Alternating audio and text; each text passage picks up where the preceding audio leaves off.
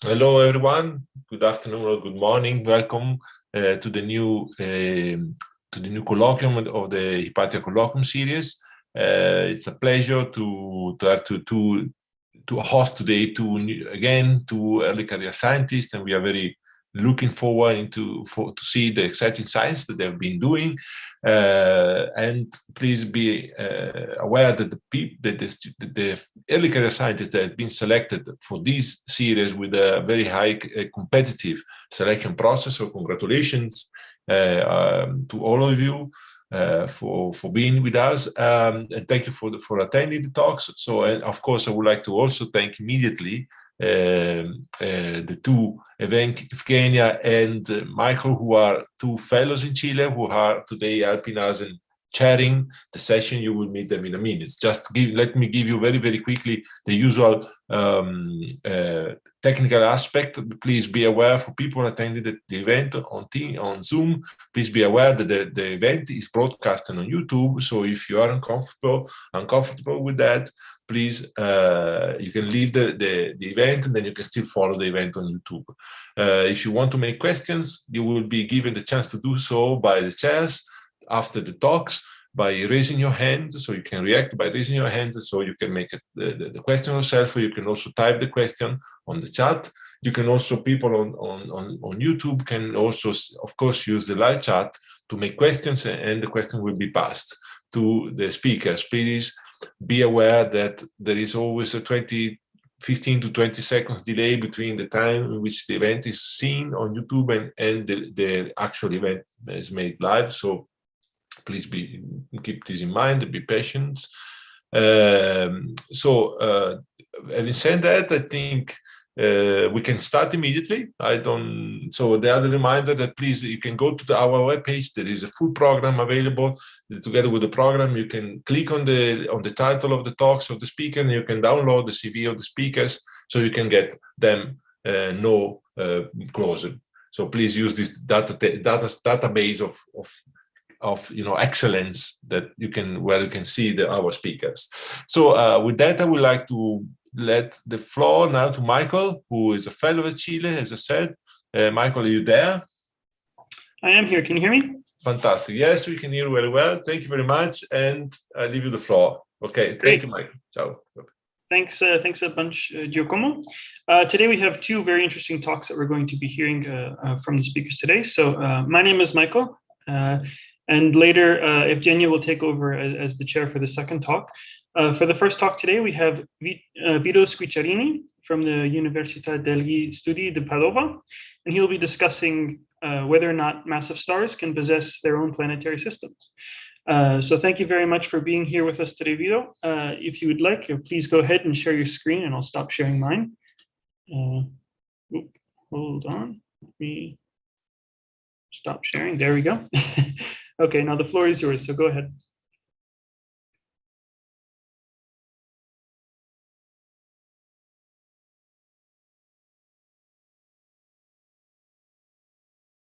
Okay, can you see my screen? We can. It's not in full screen though at the moment. Okay. First of all, I would like to thank the organizers for giving me this amazing opportunity. So, can you see my slides now? Yes, we can. They look perfect. Okay, here we go. So, hi everybody. My name is Vito Squicciarini. I'm a PhD student at the University of Padova. And today I will try to explore with you if there is any boundary to the process of planet formation, and if any star is able to form and to retain its own planetary system. To understand this problem, I would like to first show you this plot to make you understand the importance of the so-called exoplanet demographics. And I will show you why it is important to statistically assess the occurrence and the frequency of planets depending on intrinsic and orbital parameters, and how this knowledge translates into the knowledge of the formation mechanism for these planets. And then I will specifically address the problem of a giant planet formation. starting from observational data to understand if there's a limit for formation around the massive stars. And then I will show competing models of planet formation to understand what is the kind of observation that we are still lacking and that we need to disentangle among different pathways for giant planet formation. And after that, I will quickly introduce this survey, that is the survey in which I'm involved, and clarify why it is the only survey up to now able to answer this question. And then I will discuss the early result of the survey in an attempt to understand with you what the recent discoveries imply for the theory of the planet formation around this kind of stars. So to begin with, I would like to show you this very famous plot that you can see on the right. It is the distribution of known exoplanets that are about 5,000 with their semi-major axis that is plotted against their mass. You can see a definition here of exoplanet demographic that is a subfield of exoplanetary sciences that deals with the distribution of exoplanets as a function of physical and orbital parameters. So why do we care so much, and what is the link between the statistical properties of exoplanets and their formation? The reason is that the distribution of exoplanets in the phase space is not random, and in a sense it bears the footprint of the processes that shape these planets. And you can see here that the distribution of the planet is not random, it has some very definite clumps. So we wish to build something that resembles the Hertzsprung-Russell diagram for stars, so something that relates the different properties of the planets and that gives an idea of the underlying physics. And how can we do that? By combining the results of different surveys and different detection techniques. And you can see that the different colors here label different ways in which these planets have been discovered. You can see the transits in red that are the main detection technique, the radial velocity in green, direct imaging in blue, and so on. And you can see the classes of planets from the hot Jupiters to the cold Jupiters, to which our own Jupiter would belong, the wide orbit planets and the Earths, the super Earths, and so on. And you can see also a few examples of the physics. The lack of planets in that corner where I've written the photoevaporation gives an idea of an evaporating atmosphere, and then the orbital migration of cold Jupiters toward the hot Jupiter part. So it is really a plot that is rich in information. But what does it happen if we put the stellar mass into the game? Well, a first question is that we would like to understand if this census that we already have is biased or not. And we see that about 90% of the known planets have a semi-major axis that is shorter than the one of the Earth. And 99.3% of the known planets orbit around stars with less than 2 solar masses. So I will call here throughout this talk high mass star as a star with more than 2 solar masses. And you can see that the number of planets around high mass stars is underrepresented by a factor 6. So we want to understand if this is a selection effect or if this shortage of planets is real. So I will focus now on the pros and cons of every technique, because we know, you can see that the different part of this plot, you see that every technique has its own spot in this plot, and you can see that transit do not see white planets, while the opposite is true for direct imaging, and radial velocity are something in between. And also there is a tendency, a scientific tendency, to look for planets around low mass stars, because they are easier to observe, they're more common, and they have higher chances of finding an Earth-like world. But here I would like to do the opposite and to study the other. And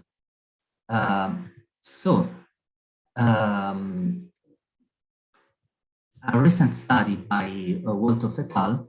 Has studied the occurrence of giant planets and the small brown dwarfs around evolved stars, because, as I told you before, radial velocity have their own biases, and they are strongly biased against young stars.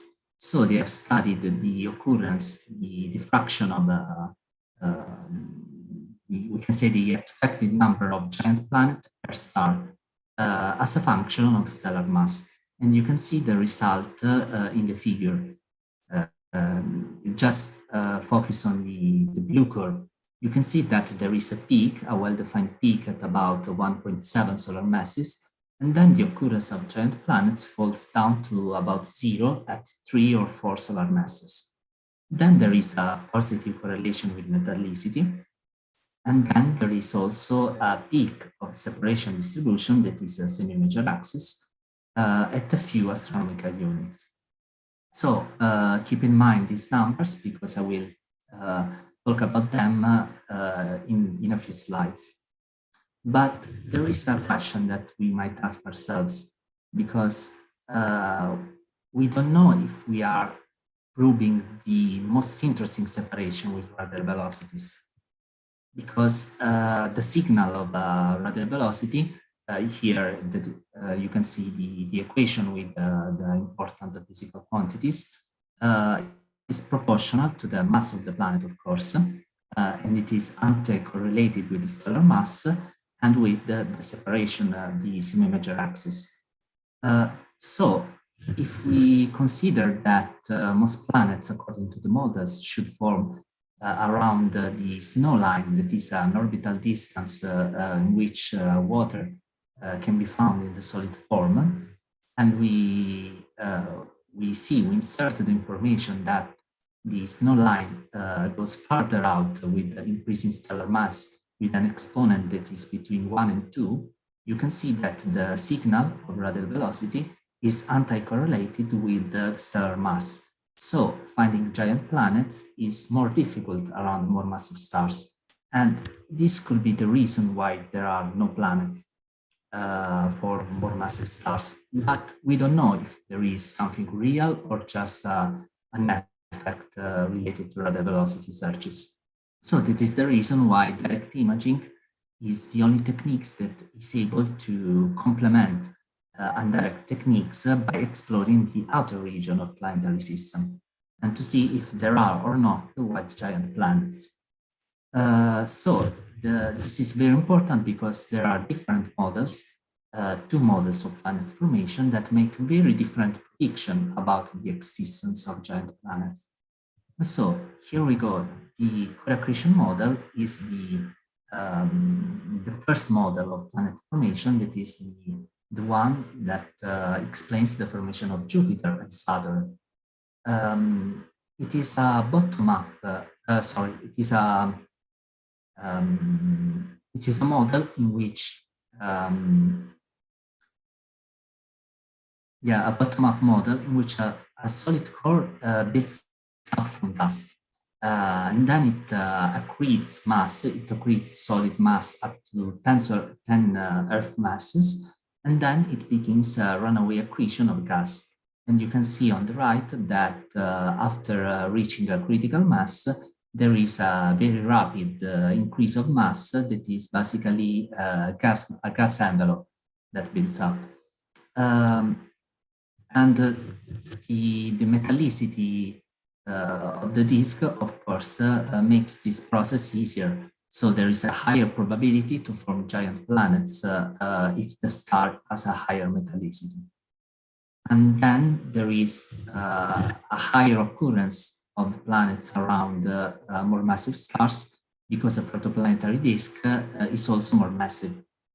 But this behavior breaks, this trend breaks at about the 3 solar masses because the lifetime of the disk itself is anticorrelated with stellar mass, at some point it gets very much shorter than the time required by core accretion. That you can see on the right is about 2 or 3 million years.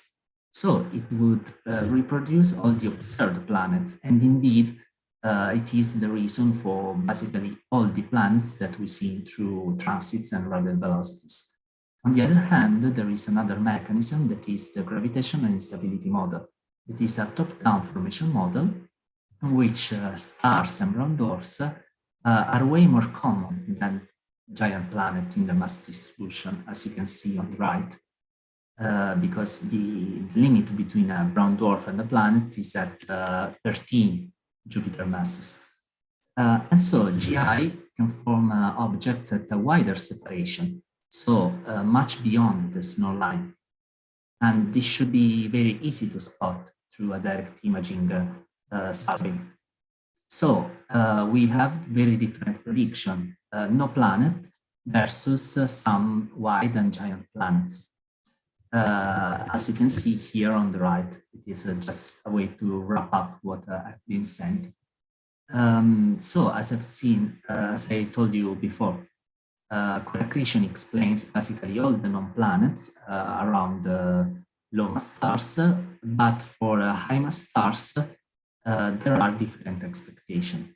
So I introduced BEAST, that is the B star exoplanet abundance study. The first survey that studies, that only studies B stars. You can see the mass distribution, indeed the spectral age distribution, but it's basically the same for Bs compared to other surveys. And we are looking for companions for giant planets and small brown dwarfs around 85 young B stars in the Scorpio-Centaurus association. It is the youngest star-forming region near the Sun. And we have observed up to now 25 targets, at least twice. And we need 2 observations because when we see some spots, some bright spot in an image, we have to understand if they are background stars or bound companion, and we can assess it through their motion over time. So to go back to the first slide, you can see that BEAST actually covers a unique niche in the parameter space. And you can see that the only planet that is within this area is actually a discovery of our survey. And it's B. B is about 11 Jupiter mass giant planet that has been found around the binary system that has a total mass between 6 and 10 solar masses. So it's really a groundbreaking object. And you can see that it is very wide, it is very farther out because it has a separation of about 500 astronomical units. And so it has rather unique properties. It has been observed twice, and the common proper motion has been confirmed with a high significance. But there is a question, because if BCN was an isolated case, we could not rule out a capture scenario. So let's think about a planet that formed elsewhere and was captured later by BCN. So we need to at least to find another object, another similar object to see that it formed there, C2. And so here we go. We recently found Reva. It is an invented name because the paper is under review. It's a 14th Jupiter mass companion around a massive star. So here in the title I put the name massive, that is a star with more than 8 solar masses. It is actually a star that will explode as a supernova. And it's the first time that such a massive star has been found with a planet or planet-like companion around it. I'm saying planet-like because it's not clear whether we should consider Reva a planet or a brown dwarf. You can see here that the mass of Reva is a little higher than that of this and B, but it is beyond the threshold that separates classically planets from brown dwarfs. It is the deuterium burning limit. But the situation gets complicated if we think about the mass ratios and not masses, because the mass ratio, that is the ratio between the companion mass versus the stellar mass, is very small, is similar within a factor 2 to that of Jupiter. So from this point of view, they should be seen as planets and not as brown dwarfs. To do this, we can quickly compare two theoretical distributions that are actually a close fit to the observed frequencies of giant planets and stars and binary star companions to A stars.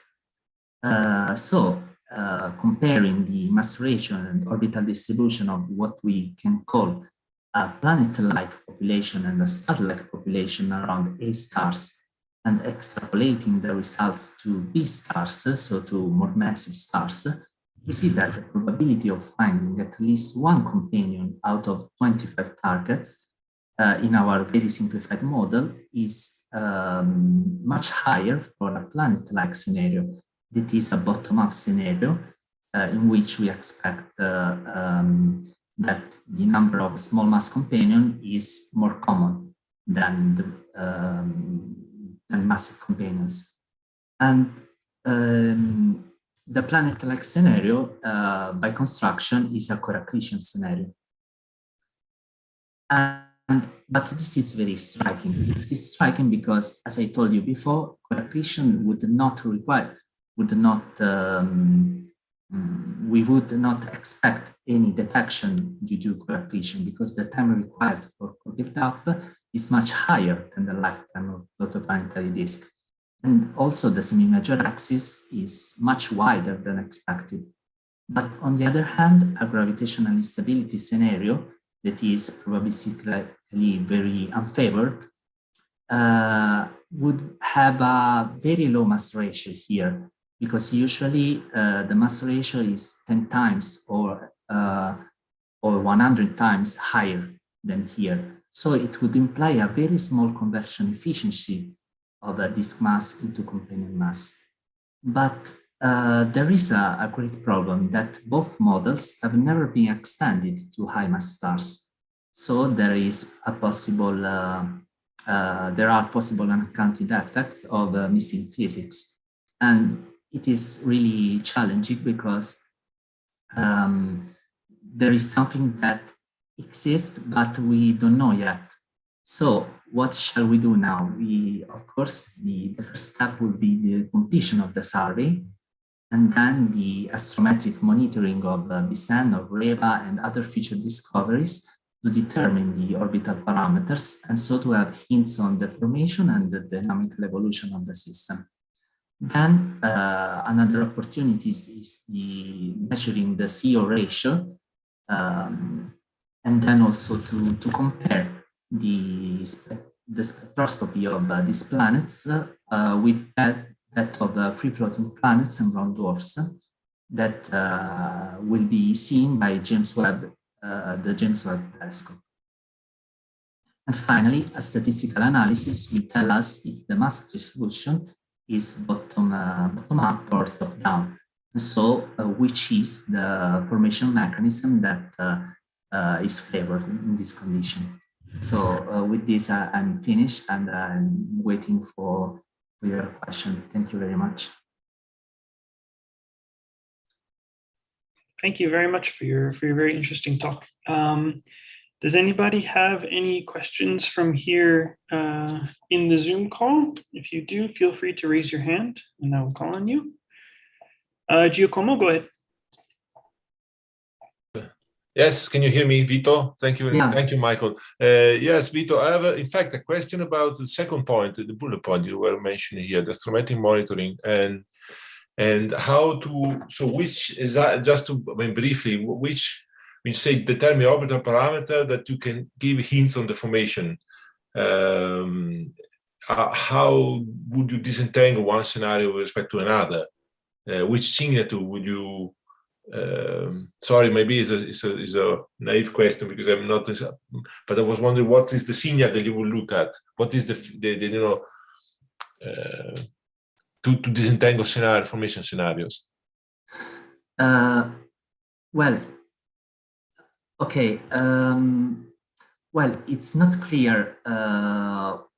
It's not clear exactly in the literature which is the difference, because as I told you before, these models have not been extended to high mass stars, but there is an indication that higher eccentricities are more likely for a star-like scenario rather than a planet-like scenario.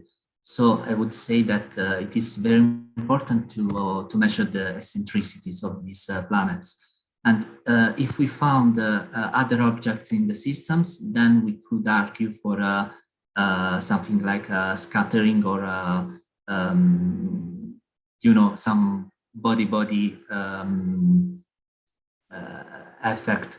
But if we don't see any other massive planets and they have higher eccentricities, this would mean something for the formation. But I can't tell you exactly what, because there is still no consensus on how they could form under both core accretion and gravitational instability. Okay. And just a follow up. Okay, I see there are. Sorry, I had another question, but I see there are other hands. Sorry, Michael. As you. Yeah, we may be able to come back to you. Yeah, thanks. Sorry. Thank you, Vito. Thank you. Welcome. No problem. Go ahead, Dietrich. Yeah, Vito, very nice talk. Thank you very much. The earlier expected type of stars, the higher the mass is, the more likely it is that this star has a stellar companion. And what do models say about the probability of forming planets about binary stars? And what do you know about the binary status of your beasts? Okay, well, it is tricky to answer because by design we have excluded in the survey the non-binaries. So we have excluded binaries with the intermediate separations. We can say between a few tens and a few thousands of astronomical units. So by design we have either single stars or binaries that are very close. So in a sense, also a system like BSN can probably be considered as a single star in many regards. So I can't give you an answer to this. Of course, we have excluded intermediate separation binaries because we thought that they would be dynamically unstable. It would be much more difficult to find bound objects around them. So it was a choice to maximize the possibility to find these companions. So I can tell you if there is something besides the orbital reason that goes against the formation of the stars. Well, one factor that we can consider is that the lifetime of a disk should be affected by the presence of a binary or of a binary companion, because something that we were pondering was whether a binary like BSN, it should have a higher disk lifetime than a single star like Reba that has the same mass, but that is concentrated within a single star. So it should have a higher UV flux and hence a lower lifetime. You can see it here in this figure. So in a sense, it should be easier if they are under a core accretion scenario to have this kind of planets around a binary rather than a single star. But it is something really tentative. Thank you. Thanks. Giacomo, do we have any questions from the YouTube chat? Not nothing posted yet. Okay, in that case, you can go ahead and ask your follow-up question quickly. Yeah, but the thing is that Dietrich made exactly the question I had to find about binaries. But I have another one, curiosity. If you go back, Vito, to the previous, so basically you said that there are, that no models have been, this is a very, very basic question, sorry, maybe, but so that the model have not accounted, so both models have never been extended to more than 2 solar mass stars. So I was wondering, why is that? Is this a consequence of observational? But so why is that? Why there are no models in that regime of masses? Okay, well, the main reason is that about 95% of the stars have less than 2 solar masses. So each survey, if it picks randomly the stars, it is much more likely to pick a low mass star. And then there is also that high mass stars are very difficult targets for any planet-seeking survey. So there is this point. We know that M stars are very important for this prospect of finding Earth-like worlds, and so there is also a great interest in understanding this system. So the first models have been developed for sun-like stars because the sun is the star that we know best. And then the extension was done towards the low mass end and never toward the high mass end, because also there were no detection basically that justified the tendency to go towards the high mass end. Yes. I think that this is the reason. Okay, thanks. Great, thanks so much. Thank you very much, Vito, for your talk and your answering of the questions. Now, if you can stop sharing your screen, we'll switch over and I will hand the floor over to Evgenia to introduce the second speaker of the day. Okay, thank you very much. Hello, everyone from me as well. So let me introduce you to Dr. Alice Booth. Alice obtained her PhD at the University of Leiden back in 2020.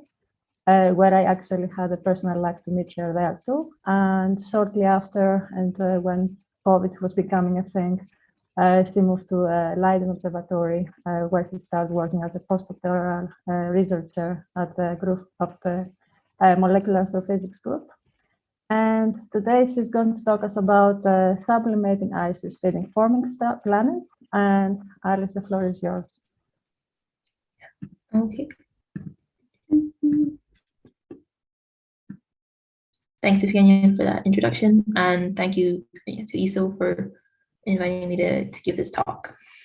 So today I'm going to talk to you about the material in the protoplanetary disk that is going to end up forming planets. So we had a really nice overview of the different ways to make planets from Vito's talk, and I'm going to kind of talk a little bit around that.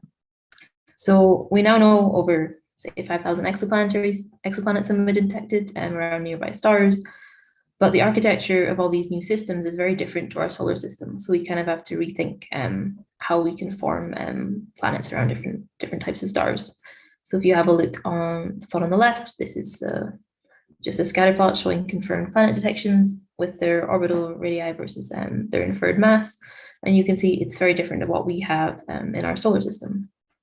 And then similarly, if you have a look on the right, this is a cartoon of the TRAPPIST-1 system. And here there are 7 potentially rocky worlds, all within the orbit of where Mercury is in our solar system. So in order to understand how we can make planetary systems and what they're made of, we need to study protoplanetary disks. So what's happening in the disk, so namely the physics and the chemistry, is going to set the formation mechanisms and timescales of planets, but also the composition, so what these planets are made out of, and namely what are their elemental abundances, say, of carbon and oxygen. So on the left here, you have one of our favorite disks to study. This is HD 163296. And what you see here is a map from ALMA of the millimeter continuum emission. So these bright rings are where we have a lot of dust. And what we think is happening is that within these gaps, we have giant planets forming. And by studying these objects, we can kind of make connections to exoplanetary systems around more evolved stars. So this is HR 8799, a really nice example where there's a A-type star with 4 quite large orbiting planets. And it's good to note that these are on the same size scales as well, which I really like. The 10 AU and 20 AU here, and we have these rings and gaps on similar sizes. So protoplanetary disks have a radial and a vertical structure. So this is a cartoon of a disk from a recent Protostars and Planets review chapter. So what we've got here is the star in the middle, and this is a slice all the way through. So the temperature in the disk is hottest closest to the star, and that decreases radially. And then the upper layers are also hot as well. So it's coldest in the midplane and furthest out. And then that's the opposite for the density, where the disk is densest closest towards the midplane, so the center here, and towards the star. And what we have is gas and dust. And the smaller dust grain, so the micron-sized dust, is reasonably well coupled to the gas, like both physically and thermally.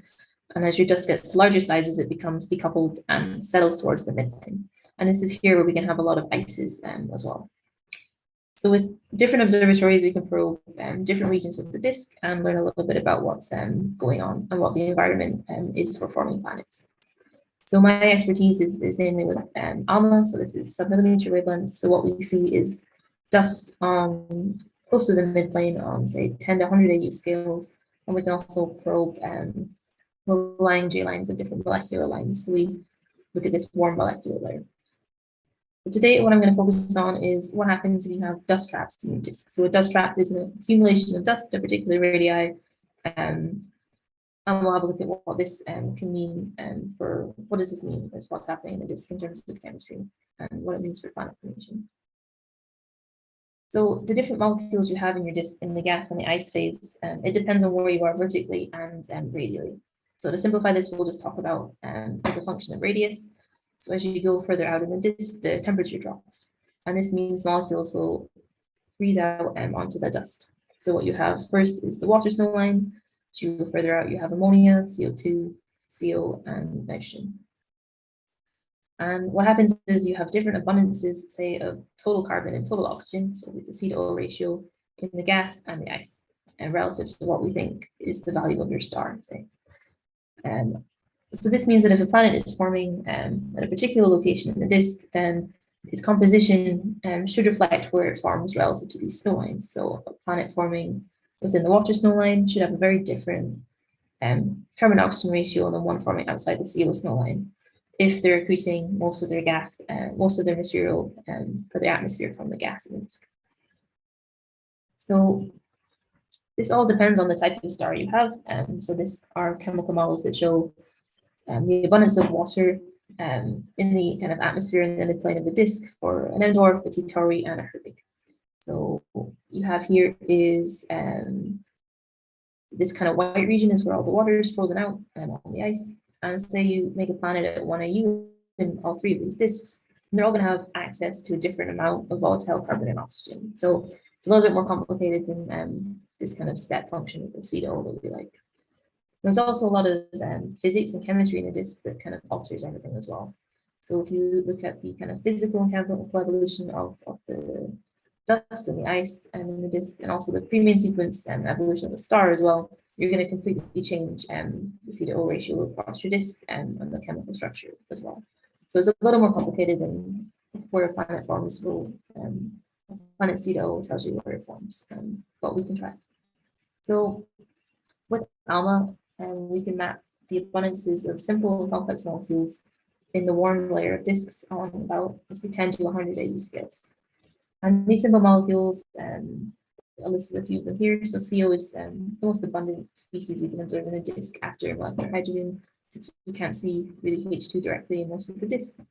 We then have some ions, so for example, HCO+. We have some sulfur-bearing species, SO and CS, some small hydrocarbons, the C2H radical, and then slightly more complex organics as well, we can see. And then this is ALMA, as I hope you know. So really simple molecules can be used to trace the gas phase C/O ratio in disks. So these are some models that show the C2H abundance, so C2H emission, say for C2O ratio about solar, 1 and 2. So what you see here is that C2H emission is clearly much, much brighter in an environment where you have more carbon relative to oxygen. And that's kind of supports the formation of C2H. So in order to kind of reproduce all the C2H observations of the 10 to 20 or so disks that we have right now, what you need to have is an environment in the disk atmosphere which has a high C to O ratio, but you are depleting both carbon and oxygen. So you have an overall depletion of your volatiles, but there's slightly more oxygen than carbon has been taken away. So where is all of these volatiles going? So in the disk, over time, what you have is these small dust grains are going to grow to larger sizes. And as they grow to larger sizes, they're going to just settle towards the midplane. And then they're also going to start to drift inwards towards the star. They become decoupled from the gas motions. And what happens during that process is that oxygen and carbon, say in CO or water, freeze out on the dust grains. They fall down to the midplane. The dust grains grow to large enough sizes that they can't go back up through vertical motions, and we're losing volatiles from the upper layers of the disk. And that means that all of these dust traps, so all these dust rings that we see in these lovely ALMA observations, are actually hosts to a lot of ices as well. So what we have is that the dust physics is removing material, or removing kind of a lot of the volatiles out of the gas phase and onto the ice in the disk. So we could see some of these kind of volatiles come back into the gas phase if the dust drifts inward enough that you're going to pass a snow line. So the snow line is where you kind of reach the temperature where these ices can sublimate. So for a molecule like CO that's very volatile, this is going to happen at about 20 Kelvin. So what we have on the left here is observations on the top and a model on the bottom. And this is showing the depletion of CO in a disk as a function of radius. So outside of the CO snow line, on scales of about 30 to hundreds of AU, the CO is depleted by at least an order of magnitude. And that means that the CO has been, than we'd expect, say, from just a normal packet of gas that hasn't gone through this dust transport. And then once we cross over the CO snow line, we see that the abundance of CO jumps by at least an order of magnitude. And this is because these ices are allowed to sublimate.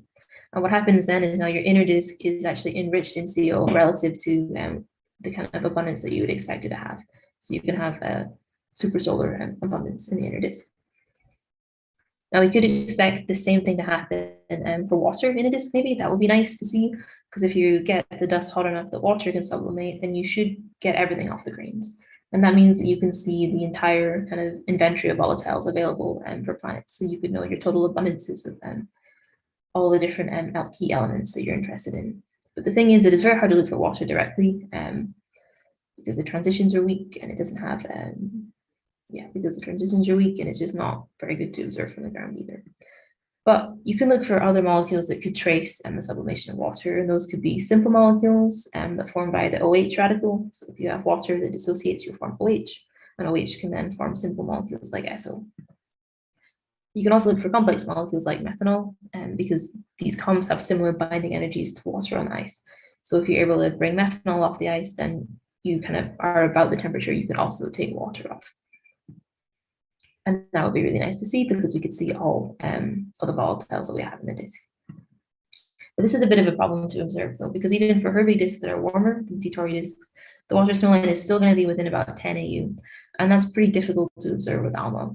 And the dust optical depth then becomes an additional problem, because if you have a inner dust disk here that is optically thick at millimeter wavelengths, then it might block line emission that you're trying to see. So that's really not good. So yeah, that's not great. But what we could do is look at a family of disks that don't have inner dust disks. We could look at transition disks. So transition disks, they have a large central cavity devoid of millimeter dust. You can see on the left this really nice gallery of a range of different transition disks. These include, say, one of our favorite disks, PDS-70, and the calcium-15. And it's kind of been predicted that these disks should have kind of a rich observable chemistry, because what you have is that you have this very large gap, and this material in this dust trap that is normally would be kind of hidden from radiation from the star is actually exposed to UV heating. So that means that this region of the disk should have like a lot going on, and we should be able to see molecules coming off the grains. So if we have a look at a transition disk, PDS-70, this is a Titori transition disk where we kind of know now actually that planets are in the cavity of this disk, potentially actively accreting gas from the disk as well. And what they find is that C2H is very bright. If you remember what I said is that C2H can be used as a tracer of C to O, and bright C2H is an indication of that this gas is depleted in oxygen. So we have a high C to O ratio. So not what we wanted to see really, if we were trying to evaporate everything around the cavity edge. And similarly, they also don't detect methanol. So we don't really have any clear evidence in this disk that we're seeing the sublimation of ices. So that is a little disappointing. But maybe we should have a look at, say, a disk around a Herbig star that's hotter. So this is HT 100546. It's a nearby source with a large 20 AU cavity in the millimeter dust. And there's also some nice, let's say, compelling evidence that there's a giant planet or companion orbiting about 10 AU within this gap. So we got some ALMA observations of this disk, and we were able to detect methanol, which was very exciting. So what we have is methanol coming from about the inner 50 AU of the disk. The spatial resolution of these observations are not very comparable, but what we do have is methanol emission coming from the inner disk. And what does that tell us? So methanol only really forms efficiently on CO ice and coated dust grains. You can't make methanol in the gas phase. So that means that the methanol that we see is tracing thermal sublimation of ices from the edge of the dust cavity edge. And I should say too, there's some nice complementary evidence that this dust cavity edge is very hot from the detection of some crystalline silicates.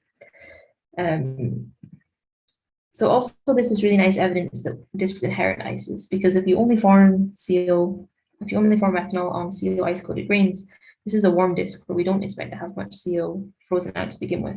So the only way for us to get methanol on the disk is if this disk initiates its life with methanol. So that would be during the star formation process.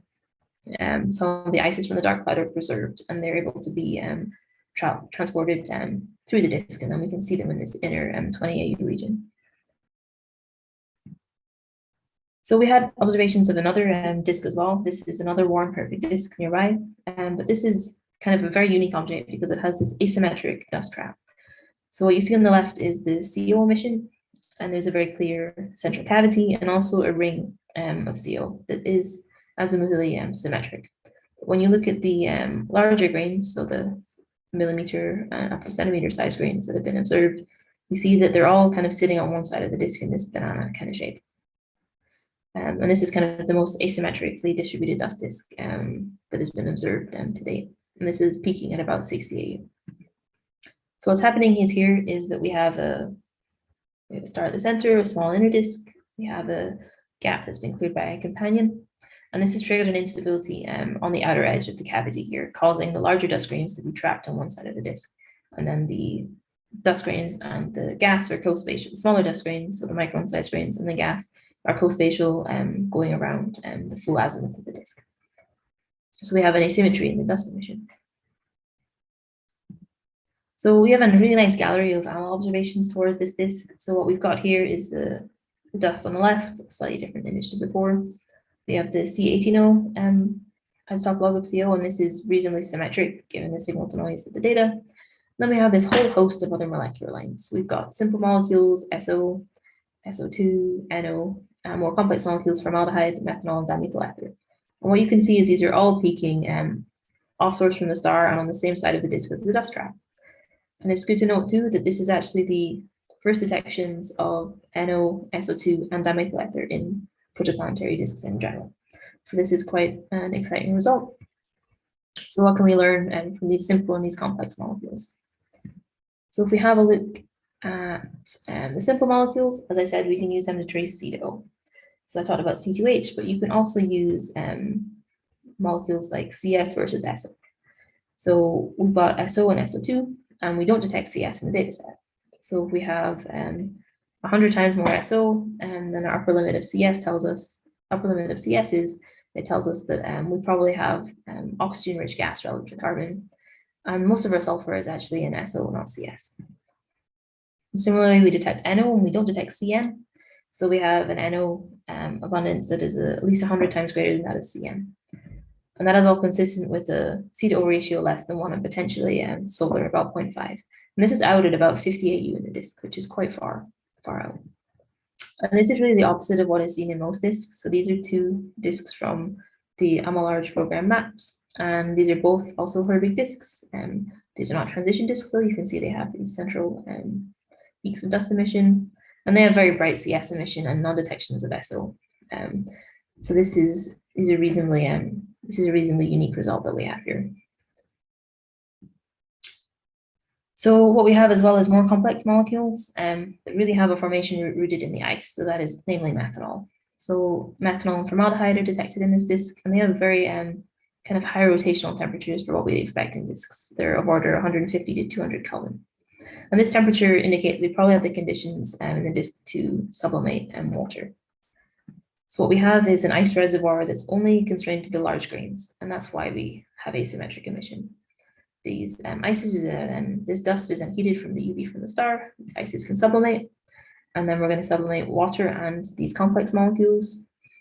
And then we can therefore go and form some of these simple molecules, SO, SO2, NO, via the OH radical if you dissociate the water.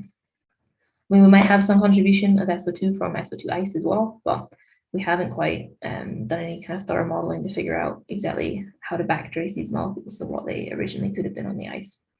We are working on the NO and the OH, though, in a paper in the PhD student here in Leiden. So if we look at these complex molecules, we also have the first detection of dimethyl ether in a disk, and we tentatively detect methyl formate. These are quite large molecules, the largest to be seen in disks, dimethyl ether here with 9 atoms. So what has been seen in other environments is that the ratio of methyl formate to dimethyl ether across high mass, star forming regions, low mass, comets is all about 1. And the way this is interpreted is that all of these kind of ice abundances are set in the dark cloud stage.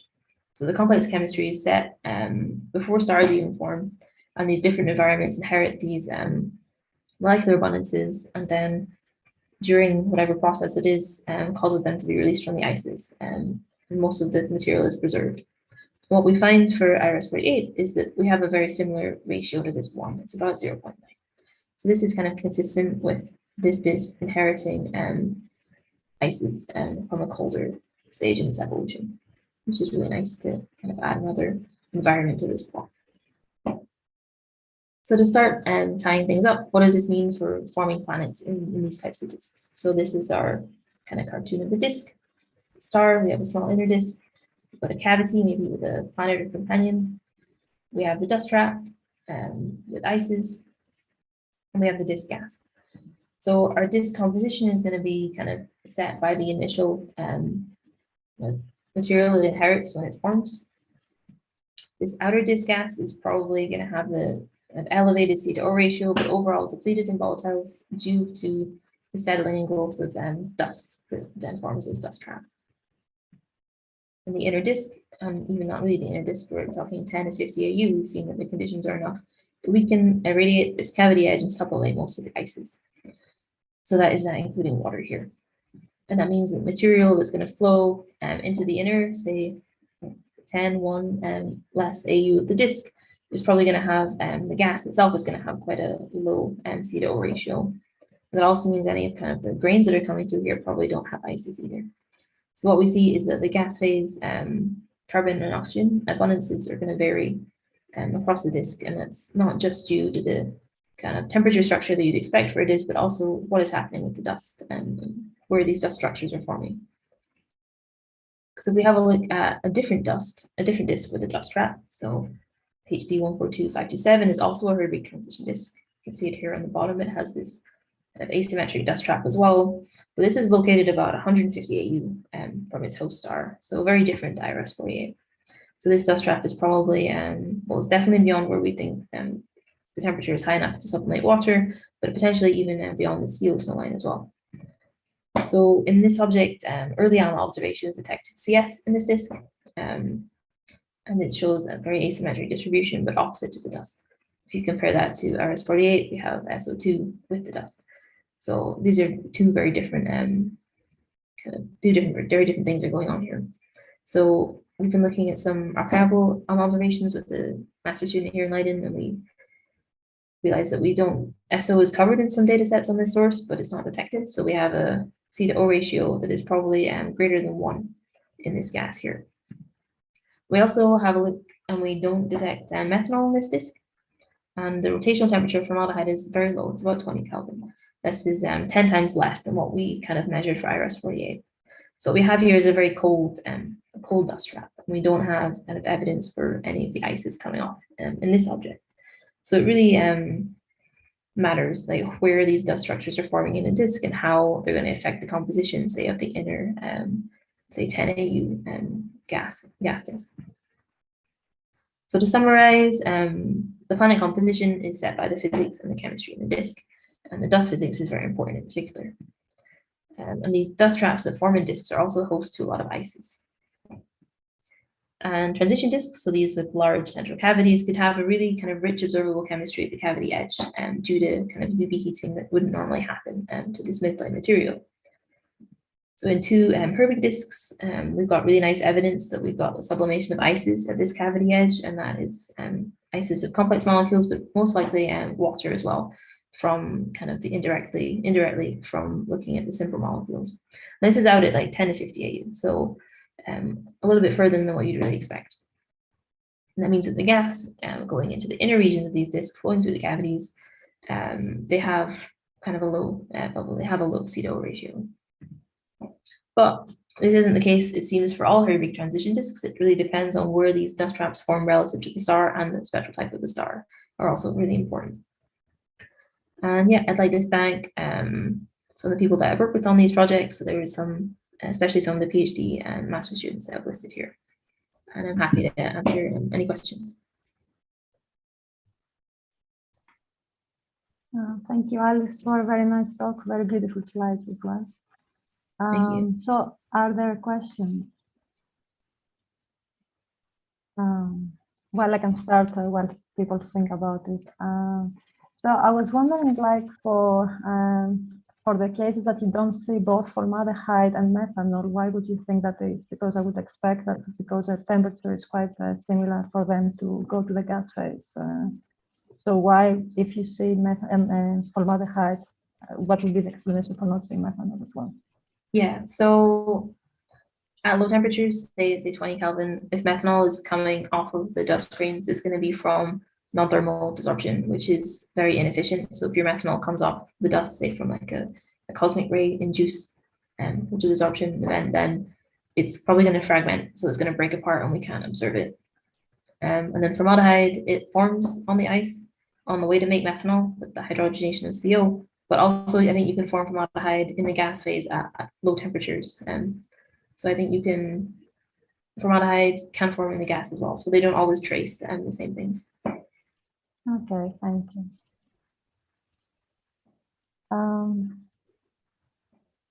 Also, yeah, formaldehyde will come off at about 40, 50 Kelvin, I think. Whereas methanol is a little bit hotter, 100.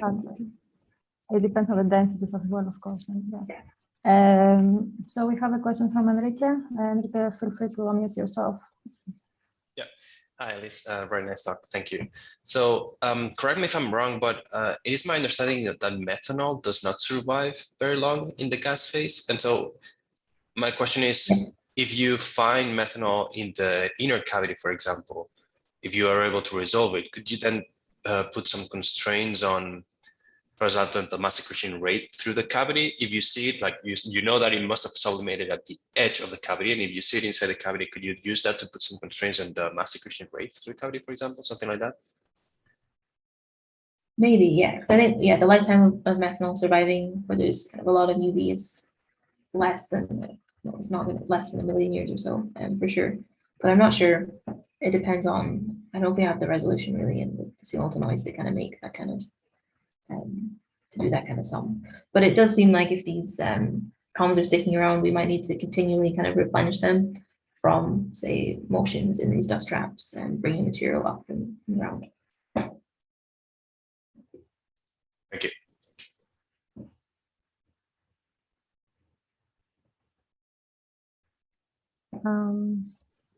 Are there any other questions? So there's a question from Giacomo. Yeah, sorry. Again, thank you. Thank you, Alice. Again, it's a question really completely, maybe completely wrong, but just for curiosity. So, because if I understand, the case of IRS 48 in HD under 546, so you mentioned that there is a presence. So the presence of the planet is guessed by the presence of the structure in the disks, or you detect the planet itself? Yeah. So in 100546, there's some in the cavity anyway within 10 AU. There's some, I think, pretty good kind of compelling evidence for something orbiting in the gap from some CO row vibrational line observations that have been shown to be time variable over about 15 years. They show some asymmetries that kind of move in the spectra. And then IRS-48, yeah, it's definitely more that to cause that kind of structure, you need to have something in the cavity to do that. I think. So it cannot be again a binary star, or I mean, gravity. I mean, they could be close in. We don't know. Currently, we don't think they're binaries. But okay, yeah, I'll see. But in order to detect the planet, so you need James Webb or something like that to see. Well, these are actually a bit too bright to look at with James Webb, so okay. It's a bit of a shame. Okay. Thanks. Thanks.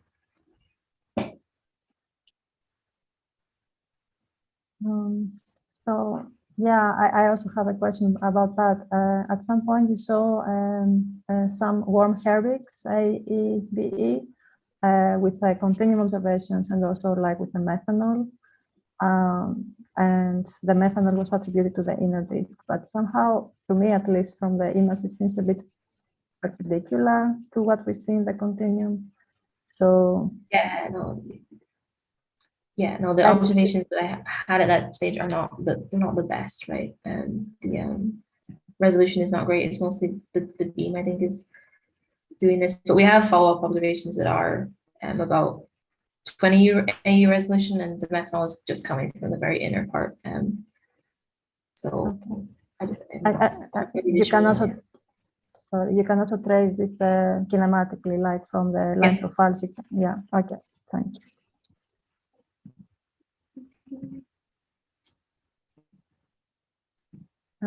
Are there any more questions for Alex?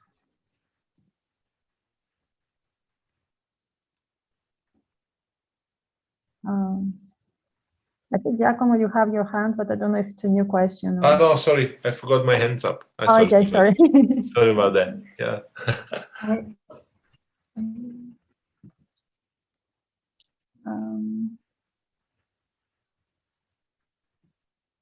Okay, then I will go ahead with one more question.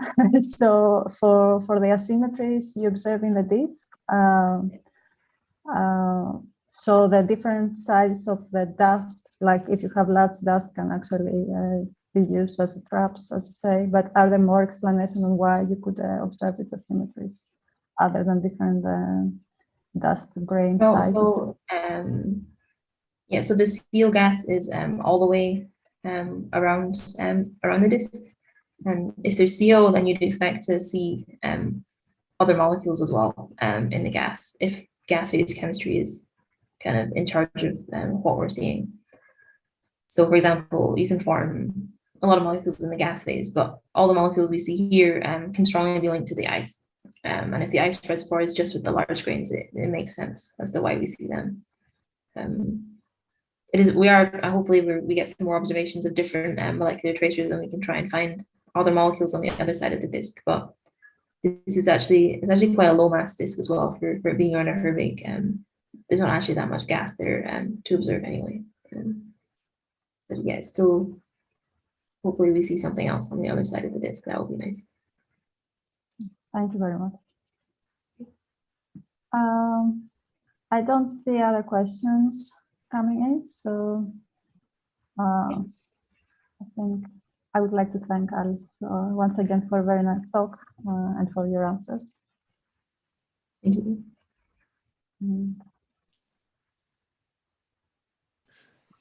Great, Evgenia. So we can close the event, I guess. at this point. So I would like to thank you, Evgenia, thank you, Michael, for chairing the session, and also to Alice and Vito, of course, for giving the talk. Congratulations again, and don't forget we are waiting for your proceedings. So please send them so that we can start to edit and collect them. And for everyone, thank you for attending, and I guess I'll see you in another week on next Thursday. Thank you very much again, and good luck.